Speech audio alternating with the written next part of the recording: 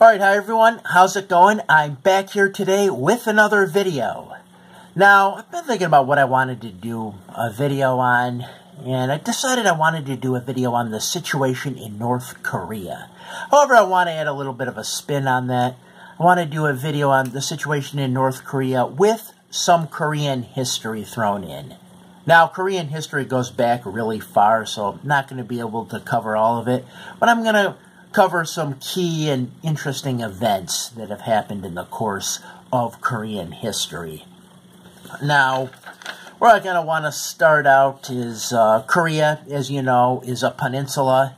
And if you knew, I don't mean to insult your intelligence, but yeah, Korea is a peninsula. It's been occupied, they believe, for about 10,000 years. They found clay shards and pottery, and they believe that's been occupied, like I said, about 10,000 years. Now, there is a Korean myth as to how humans occupied the Korean peninsula, and, you know, it's a mythical, you know, it's a myth, kind of like how the Romans had the myth of Romulus and Remus as the founders of Rome. Well, Koreans had a myth, too, about how humans occupied their peninsula, and it involved a tiger and a bear. And the Son of God told a female tiger and a female bear to go in a cave and remain in the cave for 100 days, eating only garlic. Well, the tiger left pretty quickly, but the bear stayed the whole 100 days, and the bear was transformed by the Son of God into a human. And they then married and had kids, and their offspring populated the peninsula. And they lived in Pyongyang, which is now the capital of North Korea. So that's sort of like a myth they have as to how humans occupied the Korean peninsula. But like I said, you know, archaeologists have found, you know, clay pots, pottery, shards that go back about 10,000 years. But what I want to talk about next is there's a number of different dynasties that happen in Korea's history. I want to talk about, you know, some of the main dynasties, some, you know, key dynasties that I think are pretty important in Korean history. I mean, they all essentially are important, but, you know, just some of the key important ones. You had the Three Kingdoms period starting in 57 BC, and it went to 668 AD, and, you know, during this time you had these three kingdoms, Silla, Goryeo, and Baekje. I hope I'm saying that right. But they were fighting against one another. Ultimately, the kingdom of Silla unified the peninsula and held on to it until 935 AD. And, you know, then there were uprisings and, you know, some warlords gathered people around them, and then they in turn conquered that. And then you had the next dynasty, the Goryeo Dynasty. And that's how Korea got its name, the Goryeo Dynasty, from 918 to 1392. And there's a lot of history in that time period. So Korea is very interesting in its history, because, you know, oftentimes there'll be an empire, and, you know, that empire sometimes will not be able to conquer a certain region. Like, you have this in history. There's a huge empire, but there's some region, for whatever reason, usually because it's very difficult, tough terrain to fight in, the empire's not able to conquer that region. It's kind of what you have with Korea. You know, during the Han Dynasty, I know the Chinese conquered part of it, but weren't able to conquer all of it. Then, in the Goryeo Dynasty, you had the Mongols made 7 invasion attempts on Korea and weren't able to take it. Ultimately, a peace treaty was signed between the Koreans and the Mongols, and Korea for a while became a vassal state to the Mongol Empire. But as far as I know, the Mongols were not able to take Korea, and in spite of the fact that they launched a lot of, you know, invasion attempts. So Korea always kind of was that area that, you know, the empire could not conquer. You know, kind of like in Game of Thrones. You know, in Game of Thrones, there's the Kingdom of Dorne, and the Kingdom of Dorne remains unconquered because it's very difficult to fight in that area. So the Empire kind of leaves that kingdom alone because they're just unable to conquer it. Well, that's kind of how Korea is. Because, you know, moving right along after the Goryeo Dynasty, you have the Joseon Dynasty, and Joseon Dynasty lasted from 1392 and went to around Japanese occupation in 1910. But before then, and I should definitely mention this, Buddhism did make its way to Korea. That happened around 370 AD, and also Confucianism as well made its way to Korea. And the Koreans did implement the civil service examinations, which was what the Chinese had as well, where if you wanted a government position, didn't matter what family you came from. You know, if you're, you know, a higher born person or a lower level person, didn't matter. If you passed these civil service examinations, you could get a good, you know, government position. And, you know, Korea had that too. That's what you had in China as well. But, yeah, so definitely did want to mention that. But, yeah, so dynasty that, you know, lasted a while was the Joseon Dynasty from 1392. And here's where a major event took place that I definitely want to mention, and that is the Japanese invasion of Korea. In the 1590s, Japan launched two massive invasions of Korea. In Japan, in the mid-1400s, there was a lot of fighting, a lot of warlords were fighting one another, and then in the late 1500s, Hideyoshi unified Japan under, you know, one empire, and once that happened, he then wanted to expand the empire. The first nation the Japanese wanted to expand into and take over was Korea. They then wanted to use Korea as like a base of operations and then launch attacks into China and ultimately into Europe, and in turn conquer the world, essentially. But first, they had to conquer Korea, and like I said already, that was not easy to do. The Japanese got their navy together. Their ships did not have a lot of guns on them. Usually they could carry about one cannon. And their ships were mostly for troop and supply transport. So they would send troops on their ships and land them into, you know, different areas and fight it out that way. So they did not have, you know, powerful naval vessels with lots of powerful long-range cannon on it. What they would do is they would board ships and just fight it out melee style with their katanas. You know, they would typically use these planks, latch them on, and run across, and then fight it out, like I said, with their katanas. The Japanese also did have guns. Now, the gunpowder, of course, being a Chinese invention, one of the great inventions of China. You know, sulfur, saltpeter, and charcoal is gunpowder, and you know, the Chinese had invented that. I mentioned it, I know, in another video. That's kind of one of history's great ironies. But they invented it. The Chinese also invented the first gun, which is like a bamboo pole. They shot out a clay pellet. But it was really the Europeans that had more advanced guns. And in the 1540s, a Chinese junk with some Portuguese adventurers on it ended up in Japan. The Japanese purchased a couple of these. They were matchlock guns, and then immediately the Japanese were able to replicate their own guns, and they made it their own. And you know, the Japanese certainly would do that.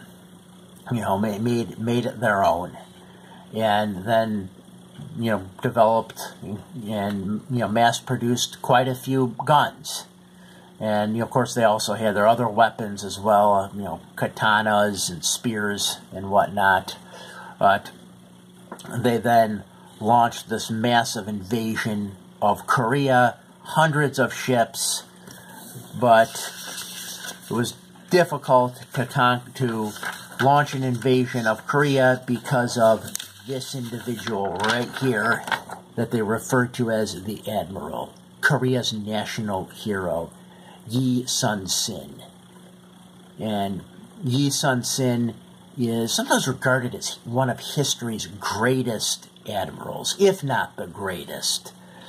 For example, the Japanese had launched a massive invasion attempt, and Yi Sun-sin fought the Japanese in 23 naval engagements, 23 battles, and he won 23 battles. He was never defeated. They could not defeat him.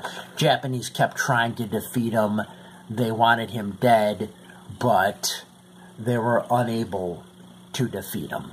And in one particular, more famous battle, Yi took 13 ships and went up against 130 Japanese ships, and he managed to destroy 30 ships, and then 100 of them fled. That's because the Korean guns are more powerful and longer range. The Japanese guns, the cannons, like I said, were not that good, and they usually only had one on the ship, as opposed to the Koreans had more than 20 on their ships. Plus, the Koreans had also developed a new kind of ship that was referred to as the turtle ship. And here's what one looked like right here, the turtle ship. This is just an example of one. As you can see, it had spikes on it, so if the Japanese tried to board it, there would be spikes that have to jump into the water. Also, it's believed that smoke came out of the mouth of the dragon. It could have possibly been some poisonous gas, and this would have been, hundreds of years before World War I when mustard gas was used. So, yeah, this is a turtle ship. Now, it's believed the outer shell of the ship may have been iron, making this the first ironclad ship hundreds of years before ironclad ships were used during the Civil War in the 1860s, the American Civil War. There were ironclad ships then. Well, the Koreans had them hundreds of years before. Not that the U.S. couldn't have invented them earlier, but, necessity, I feel, is the mother of invention, and that seems to be true, right? People invent things when they need those things. But, yeah, so they had these turtle ships, and, they just could not defeat Yi. He was 23-0 in naval battles. And even though that happened, Koreans weren't that, his own people were not that great to him. He actually was accused of desertion, so they actually tortured him and then were going to execute him. It was only because he had a friend in a high-level government position was his life spared. But then they threw Yi into a low-level military position. Ultimately, they did make him an admiral, and he really excelled at being an admiral, in spite of the fact that he had no military experience. But he really greatly excelled at this. And, like I said, a lot of it was because the Koreans really did have powerful guns that were able to just blow these Japanese ships apart. Japanese, like I said, they were transport ships. They had to actually go up next to the Korean ships, board them with their planks, get on, and then fight it out, like I said, melee style. But there is a movie called The Admiral, came out 2014. It is an excellent movie. I do recommend it. Kind of reminded me a lot of those, like, Mel Gibson movies where the history would try to be as accurate as possible, kind of like Apocalypto or something. It's really what I kind of thought of this movie. And you see Yi in the movie riding around in a ship, kind of looks like this. They would also could ram into the Japanese ships with this part right here. You know, Yi would get right in here, the center part. And really a great movie. I do recommend it. It's called The Admiral. There's more of a title, The Admiral Roaring Currents. So if you want to try to find it on Netflix, that's what it would be called. But like I said, excellent movie, South Korean movie, and definitely well worth watching. But yeah, getting back to the Japanese invasion of Korea, because of Yi's skill as an admiral, the Japanese were able to land on Korea, but their supplies and manpower was greatly reduced because Yi greatly reduced it with his naval skill and skill as an admiral. But, you know, destroyed a lot of these Japanese ships. The Japanese were able to defeat the Koreans in some battles because when the Japanese were well known for their swordsmanship. You know, they had not developed powerful Navy ships, as I already mentioned, but they developed a powerful infantry. They developed powerful skills with the katana sword. They had developed ways and techniques on how to use their matchlock guns. So they were very effective on land. It's just that they didn't have a powerful Navy. And that's kind of interesting that they didn't really develop their Navy because Japan was an island nation, but because they weren't threatened by China or anything, Japan did not develop a powerful Navy. They hadn't been invaded. I know there was a Mongol invasion attempt that failed that got wiped out by like a monsoon, but you know, they weren't able to be invaded, so they didn't develop a real powerful Navy and just use their Navy, like I said, for transport. Now, that was different from what you had in England, right? With England, as the saying goes, the walls of England are the British Navy. So, for example, like during the Napoleonic Wars of the late 1700s, early 1800s, the British just really greatly made their Navy powerful. As where Napoleon had to make his infantry powerful because he had to fight all these land wars on the European continent. All England had to do was just really strengthen their Navy, and because Napoleon, he had his resources stretched thin, he wasn't able to put as much into the Navy, and as a result of that, he wasn't able to conquer England. He wasn't able to invade it. But, yeah, so that's kind of what you had with Korea, right? The Japanese couldn't invade it because, well, the Korean naval vessels were just too powerful. Now, there is definitely an interesting thing I do want to add here, because Admiral Yi Sun-sin could definitely be considered kind of like the Sir Francis Drake of Asia. I definitely would consider him that, or Korean Sir Francis Drake. Now, Sir Francis Drake was an admiral under Queen Elizabeth I in England in the late 1500s. In 1588, he prevented Spain from conquering England with the Spanish Armada. 130 ships, might I add, Spain brought over from Spain and made an invasion attempt on England. Well, Sir Francis Drake stopped that because the British ships had powerful guns and were able to blow the Spanish ships apart. The Spanish ships had grappling hooks that they would hook onto ships, pull them close, and then jump on the decks and fight it out melee style, much like the Japanese would. It's interesting how both of these situations were very similar. They both happened around the same time period, but yet on completely opposite sides of the planet.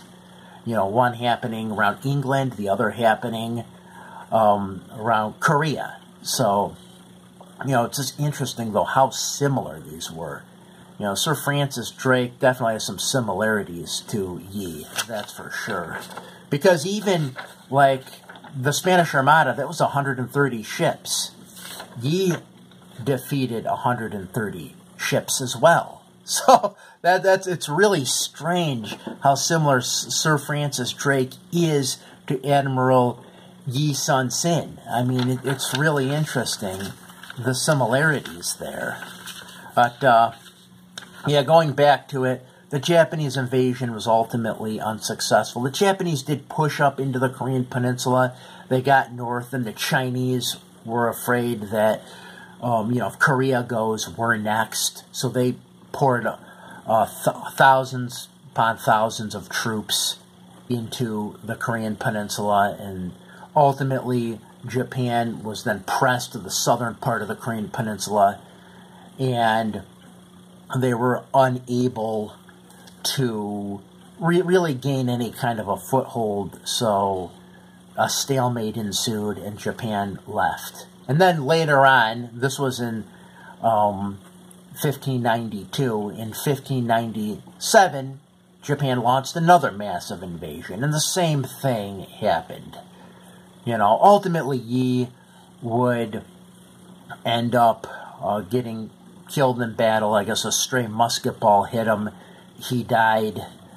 And Hideyoshi, you know, who was trying to conquer Korea, had also died. And again, a very similar situation to the first Japanese invasion attempt. The Japanese tried to take it a second time. Same thing happened. The Chinese helped out. They were kind of pressed into the southern part of the peninsula. There was a stalemate, lasted a while. The Japanese retreated.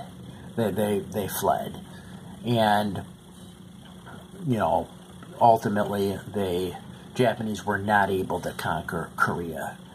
So, very difficult to conquer the Korean Peninsula. You know, Japanese, like I said, Japanese did try to conquer it. Now, an interesting thing here, too, is that the Chinese used a lot of their forces that they had in Manchuria. They brought them down into the Korean Peninsula. But then they weren't fighting against the Manchus or Jurchen tribe people in Manchuria. So the Manchus started building up their forces in Manchuria, and ultimately that would lead to China's demise. Ultimately, the Manchus in 1636 would overthrow the Chinese, and they would start the last Chinese dynasty, the Qing Manchu dynasty, which went from 1636 to 1911. But I just thought I'd mention that a bit because the Japanese invasions of Korea greatly did weaken Chinese forces in the Manchuria region. So yeah, that was the Japanese invasions. Now, one thing I do want to mention, a bit about like Korean culture, and like the Japanese, the Koreans would have a tendency of you know, taking certain things and really kind of making it their own. And I want to use an example right now with swords, right? Why not? But the Chinese had the sword called the Jian, and it looked something like this. This was kind of like how a Chinese Jian sword would have looked. You know, long, thin sword like this, as you can see. Now, the Koreans took that sword and came up with their own version of it, made it their own. Their version looks something like this. As you can see, it's kind of similar to what I just showed you. Maybe a little wider. Maybe the tip is a bit flat. But this was a Korean sword. Very similar to the Chinese Jian sword. You know, if you watch Shaw Brothers films, for example, you would see swords like, you know, the Chinese Jian sword. Also the Dao sword or Chinese broadsword. You'd see that in those movies as well. But, yeah. Did want to talk about that, but another thing with the Japanese invasion of Korea, the Koreans, and possibly even before the Japanese invasion of Korea. The Koreans came up with a sword very similar to the Japanese katana sword. As you can see, they kind of took the concept of the katana and definitely made it their own. This is a picture of one right here. This is like a Korean sword. As you can see, it does look like a katana sword. Not quite, though. But see, you know, they did got to have their own spin on it. And, you know, they would do the same thing with guns as well. But definitely another thing that I did want to mention. I mean, now I do know that, you know, when Japan did invade Korea, the Koreans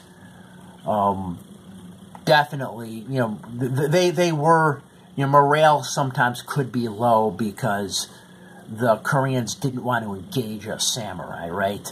I mean, this was, you know, late 1500s. This was the age of Miyamoto Musashi, you know, who I think I'm going to do a video on. Yeah, I think I might do a video on Musashi. But this was kind of around Musashi's age.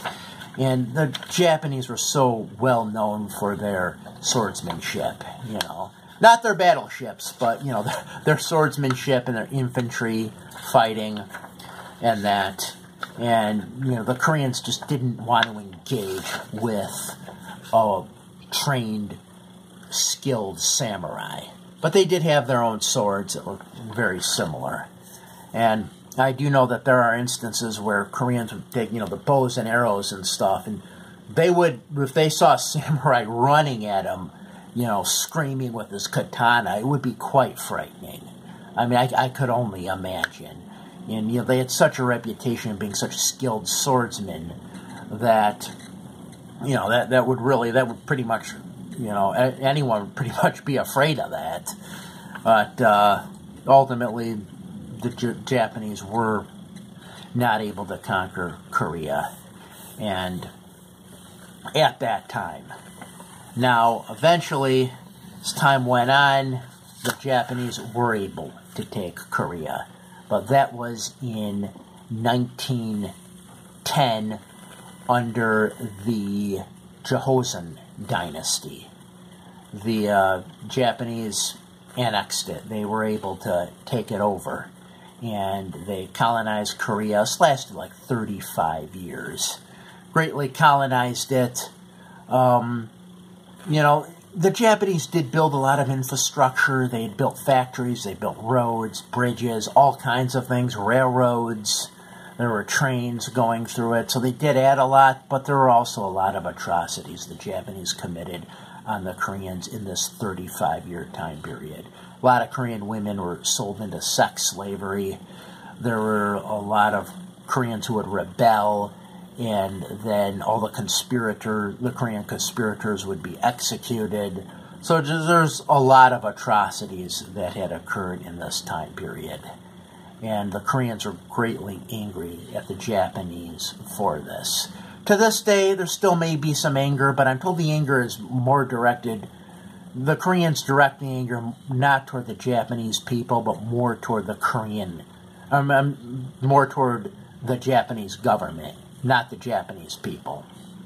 So, but yeah, it was like, you know, a brutal time period that you had going on here.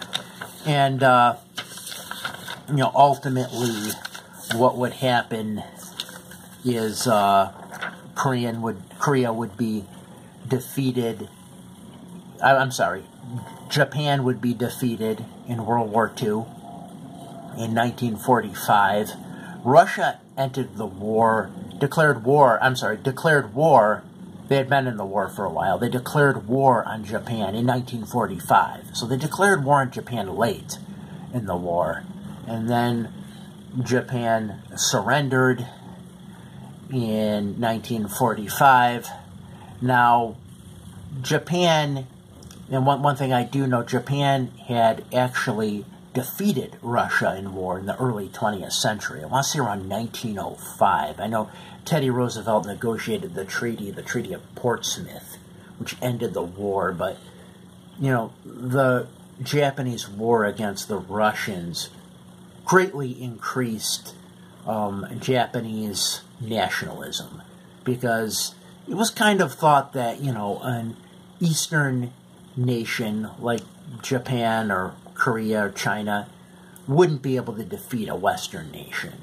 But the Japanese defeated the Russians, and it really kind of marked the first time the East gave the West a bloody nose in a lot of ways. Now, the Russians did not have full access to all their equipment and troops because, you know, the Russian Empire is so huge, and they had a difficult time, you know, transporting stuff along the Trans-Siberian Railroad and all that, and getting troops into the Far East, because, you know, Moscow and the main base of Russia operation was much further west. So, I definitely thought I'd mention that. But ultimately, Japan is defeated in 1945, and because Japan had controlled Korea for 35 years, Korea was then divided between Russia on one hand and the Allies on the other. So the Russians occupied the northern part of it, and the Americans occupied the southern part of it. The Russians and the Americans at this time were still allies, so there was an agreement that ultimately there would be free and open democratic elections that would reunite the Korean Peninsula and bring it together. So ultimately they felt that would happen, but that's not